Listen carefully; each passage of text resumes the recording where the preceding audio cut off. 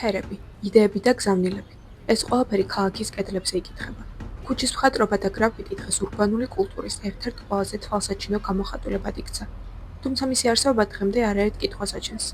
სად გადის ზღვარი ხელოვნებასა და ვანდალიზმის შორის და როგორ უნდა განვითარდეს ეს კულტურა მომავალში?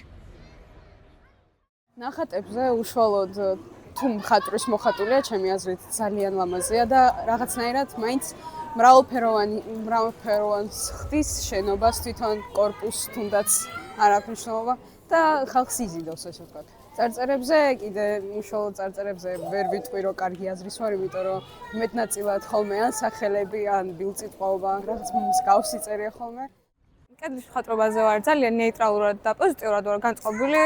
თუ კი დამწყები ხატვის არიან, უბრალოდ კრეატიული აზრის ან გამოხატვის საშუალება მაგათთვის, ეგ უფრო მრავალფეროვანს და ლამაზს ხდის ჩვენ ქალაქს, ხოლო აი წარწერებთან დაკავშირებით ნეიტრალური და უფრო ნეგატიური მხარე მჭირავს, რადგანაც შეიძლება ნეგატიური სახის ან რაიმე ესეთი ცუდი გამავრცელებელი წარწერები იყოს, რაც საზოგადოებისთვის შეიძლება საზიანოც იყოს და არც არის ლამაზი. ქუჩის მხატვრობის შეფასებისას ერთ-ერთი მთავარი საკითხი ნებართვის არსებობაა.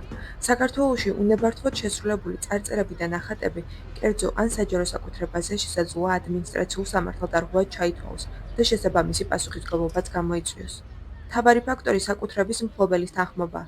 მსგავსი ნამუშევრები ხშირად კონკრეტული დამკვეთის, კერძო კომპანიის, ადგილობრივი მცხოვრებლების ან სხვადასხვა პროექტის მხარდაჭერით იქნება.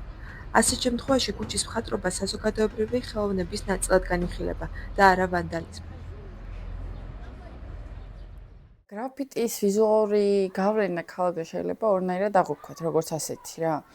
ერთი იმის მხრივ, რომ აზიანებს კულტურულ მემკვიდრეობას, ანუ გააჩნია სად კეთდება, რა პერიოდში, როდის კეთდება და ასევე შეიძლება ჩავთვალოთ, რომ ის არის ქალაქის რაღაც თავისებური სავიზიტო ბარათი. იმიტომ რომ შეიძლება ამან რაღაც ძველი უბანი გამოაცოცხლოს, რაღაც ისეთი მიტოვებული შენობები, ახალი სიცოცხლე შეძინოს. გააჩნია იმასაც, სად კეთდება ეს გრაფიტი და რა მნიშვნელობით. დატვირთვასაც აქვს დიდი მნიშვნელობა, შეიძლება მაგალითად ხა როგორი არის, როდესაც უყურებ რაღაც უტმაწურეთი სიტყვები რომ არის მიწერილი, ამას გრაფიტად ვერ ჩათვლი. აზიანებს იმ შემთხვევაში ძირითადად, როდესაც ის ეხება კულტურულ მემკვიდრეობას, ანუ იმ ისტორიის ნაწილს, რომელიც ჩვენამდე ჯერ კიდევ შეიძლება ძველი წელთაღრიცხვის პერიოდიდან მოდის, ან არ აქვს მნიშვნელობა, თუნდაც საბჭოთა პერიოდის ნაწილს ეხებოდეს მე-19 საუკუნე, იმიტომ რომ ეგ უკვე ისტორიის ნაწილია, წინა საუკუნეებია, რომლებიც ჩვენამდე ხელშეუხებელი მოვიდნენ.